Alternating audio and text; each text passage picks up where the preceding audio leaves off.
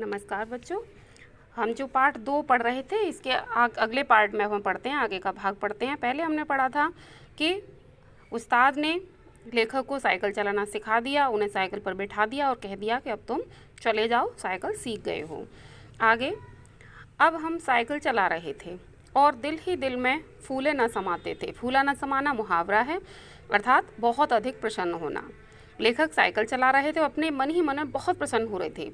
मगर हाल यह था कि कोई आदमी 200 गज के फासले पर भी होता तो हम गला फाड़ फाड़ कर चिल्लाना शुरू कर देते। गला फाड़ फाड़ कर चिल्लाना ये भी मुहावरा है, अर्थात बहुत ज़ोर ज़ोर से चिल्लाना।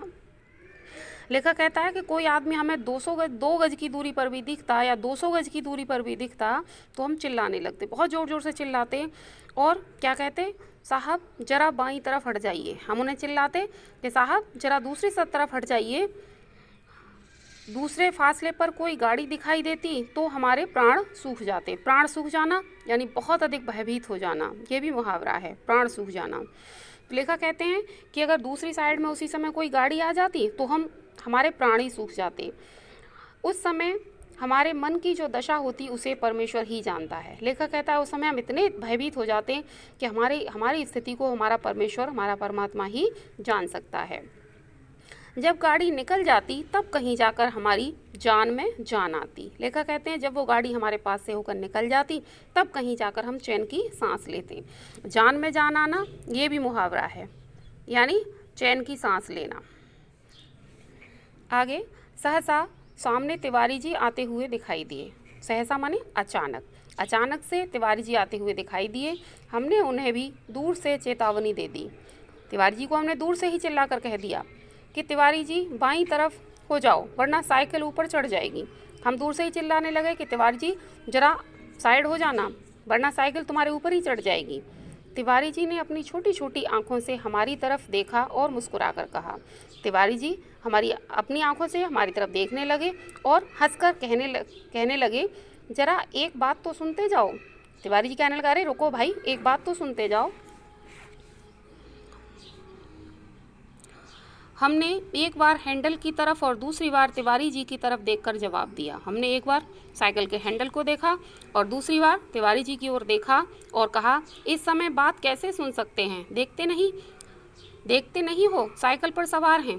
तिवारी जी से उन्होंने क्या कहा कि देख नहीं रहे हो, हम इस समय साइकिल पर सवार हैं, इस समय हम बात तुम्हारी कैसे सुन सकते हैं। तिवारी जी बोले, तो क्या जो साइकिल चलाते हैं वे किसी की बात नहीं सुनते? जरूरी बात है, जरा उतर आओ। तिवारी जी कहने लगे, तो जो साइकिल चलाते हैं वो क्या किसी से बात नहीं करते या किसी की बात नहीं सुनते हैं? अरे भाई जरूरी बात बतानी है जी, नीचे उतर आओ। हमने लड़खड़ाती हुई साइकिल को संभालते हुए जवाब दिया, उतर गए तो चढ़ाएगा कौन? तिवारी जी चिल्लाते ही रह गए और हम आगे निकल गए। लेखक कहता है हमारी जुबान लड़खड़ाने लगी और हमने साइकिल को संभाला और कहा कि अगर हम उतर गए तो हमें यहाँ से साइकिल पर चढ़ाएगा कौन? और ऐसे कहते हुए हम आगे निकल गए। तिवारी जी हमारे पीछे चिल्लाते ही रह गए। तभी सामने से एक तांगा आता दिखाई दिया और उसी समय अचानक सामने से हमें दिखाई दिया कि एक तांगा आ रहा है। हमने दूर से ही डांट लगाई। हमने उस तांगे वाले को डांट लगाई, भाई जरा बाईं तरफ, हम नए चलाने वाले हैं। हमने उससे कहा, अरे भाई जरा बाईं तरफ होकर चलाओ, हम नए चलाने वाले हैं, हम साइकिल नई साइकिल चलाना सीखे हैं। तांगा बाईं तरफ हो गया। हम अपने रास्ते चले जा रहे थे। तांगा साइड हो गया और हम अपने रास्ते से चले जा रहे थे कि अचानक पता नहीं घोड़ा भड़क गया या तांगे वाले को शरारत सूझी। तभी अचानक से क्या हुआ, या तो तांगे का घोड़ा भड़क गया या फिर तांगे वाले को कोई शरारत उसके मन में आई। जो भी हो, तांगा सामने आ गया। वो कहने लगे हमें नहीं पता फिर क्या हुआ और अचानक से तांगा हमारे सामने आ गया। हमारे हाथ पांव फूल गए। हाथ पांव फूल जाना ये भी मुहावरा है। हाथ पैर फूल जाना यानी कांप जाना, डर के मारे कांप जाना। जरा सा हैंडल घुमा देते तो हम दूसरी तरफ निकल जाते, पर हमारी समझ में उस समय कुछ नहीं आया। अगर हम जरा सा भी हैंडल घुमा देते तो हम दूसरी तरफ निकल सकते थे। मगर बुरा समय आता है तो बुद्धि पहले भ्रष्ट हो जाती है, लेकिन जब समय खराब होता है तो बुद्धि काम करना बंद कर देती है और उस समय हमें ख्याल ही नहीं आया कि हैंडल घुमाया भी जा सकता है। लेखक कहते हैं कि उस समय हमें ये भी ध्यान नहीं रहा कि साइकिल के हैंडल को हम घुमा भी सकते हैं। फिर क्या था, हम और हमारी साइकिल दोनों ही तांगे के नीचे आ गए। लेखक कहता है फिर क्या हुआ? फिर तो ये हुआ कि हम और हमारी साइकिल दोनों ही तांगे के नीचे आ गए और हम बेहोश हो गए। और लेखक बेहोश हो गए क्योंकि उनका एक्सीडेंट हो चुका था। जब होश आया तब हम अपने घर में थे, और जब हमें होश आया तो हमने देखा कि हम अपने घर में हैं।